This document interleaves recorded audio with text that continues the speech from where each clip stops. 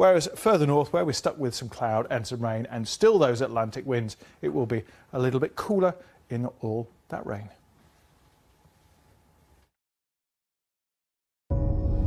One day, after 3,000 years of waiting, a raindrop rose from the sea.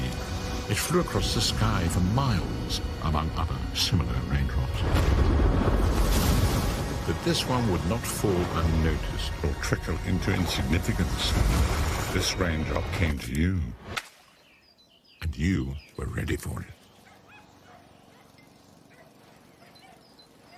To know what's coming, check the BBC weather app.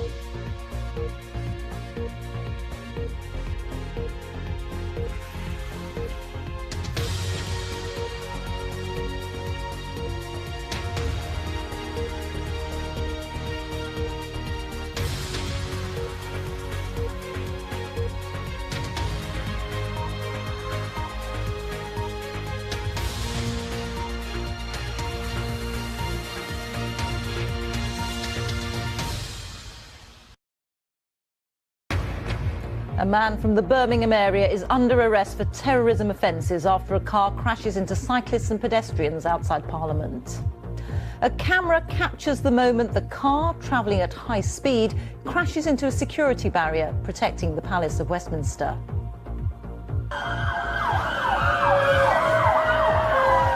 Police vehicles raced to the scene as passers-by were quickly moved away from the smoking vehicle. And I've seen him crash into the bollard at high speed. He's driving about, I'd say, at least 50 miles per hour. The guy, he seemed very focused. He wasn't panicked or anything. The suspect, a 29-year-old man, was alone in the car, and police said he had no weapons. As police continue to question the man, we'll be asking how much they knew about him before the attack. And our other main story this evening. A section of a motorway bridge collapses in Genoa in Italy. Around 30 people are thought dead and many seriously injured. Specialist rescue teams are involved in a desperate operation to try to free survivors buried under the rubble. The England cricketer Ben Stokes is found not guilty of a fray after a fight near a nightclub in Bristol. Social housing tenants are promised more powers by ministers. Campaigners say what's needed is more housing. And why some Premier League clubs don't need their fans to turn in a profit. And coming up on BBC News, Scottish champion Celtic's bid for a place in this season's Champions League hangs in the balance as they travel to Athens, needing a positive result this evening.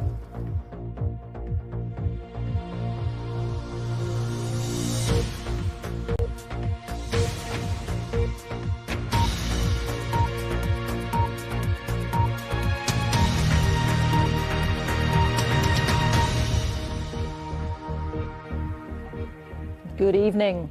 A man has been arrested on suspicion of terrorism offences after a car crashed outside the Houses of Parliament, leaving several people injured. Eyewitnesses described the vehicle as deliberately hitting members of the public. The driver, a 29-year-old British citizen originally from abroad, was alone in the car. Officers are presently searching 3 addresses in the Midlands in connection with the attack. At around 7:30 a.m, the silver Ford Fiesta swerved into cyclists and pedestrians outside the Houses of Parliament, injuring 3 people. The car then continued down the road, then careered off into a side road with security barriers. The car crashed into a barrier and armed police swooped onto the vehicle and the suspect. Our home editor Mark Easton arrived at the scene within minutes, and he has this report.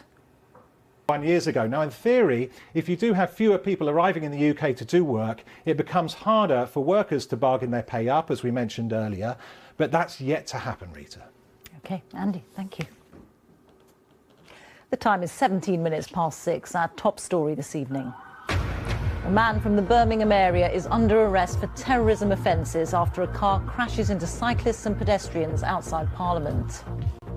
And the Premier League clubs still making a profit without the need for fans. We look at the changing face of how we watch the game.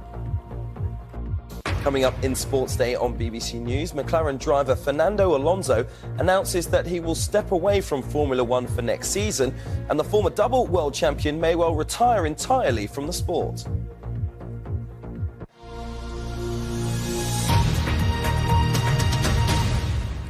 The government is considering giving tenants in England more support to hold landlords to account by speeding up the complaints procedure and publishing league tables. The measures are part of what ministers call a landmark opportunity for major reform on social housing.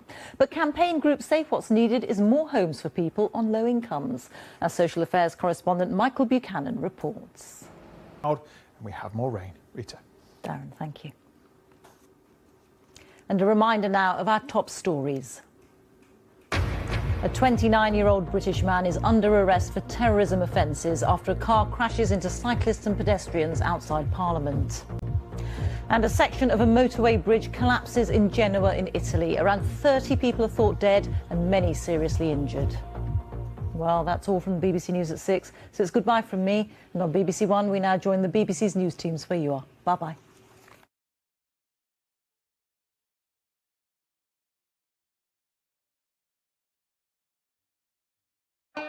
This is our town. Welcome to Redcar, mate. We've been filmed over the last year, following two generations. One trying to make their way in the world. I just want to be successful and I want to earn a living. The other trying to guide them. What about if you get guilty and sent to jail? Oh, I'm going to get sent to jail. Think of it as a kind of real-life soap opera. We are the mighty Redcar, and we're fighting for our future. Coming soon to BBC Two. Shine a light into the shadows Have a look. Clues lie beneath. to find the lost art of Britain. But simply finding a painting is just the beginning of the trail. And that's the signature, isn't it? Yeah. You can see there's a small hole in the head. It is a long shot, but I think there's a mystery to be solved here. Britain's Lost Masterpieces starts tonight at 9 on BBC 4.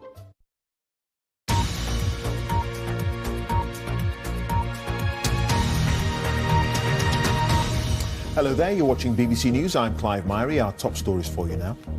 And at least 35 people have died after a major motorway bridge collapsed in northern Italy. Rescuers are searching the rubble and wrecked vehicles for survivors. Anti-terror police are questioning a 29-year-old man arrested after a car ploughed into cyclists and pedestrians at the Houses of Parliament. Officers are also carrying out searches at 3 addresses in the Midlands as part of their investigation. The England cricketer all-rounder Ben Stokes has been cleared of a charge of a fray at Bristol Crown Court. His lawyer says he's looking forward to getting back to playing the game. And more troubles on the high street as the DIY chain Homebase announces plans to close 42 stores, putting up to 1,500 jobs at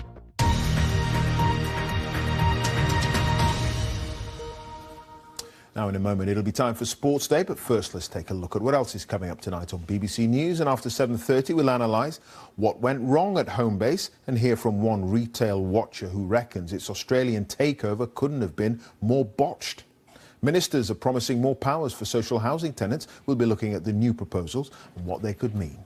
And later on, we'll be reviewing tomorrow's front pages with the FT's Laura Hughes and Asa Bennett from The Telegraph. That's in the papers at 10:40 and a second edition at 11:32. So that's all ahead on the papers now. It's time for Sports Day.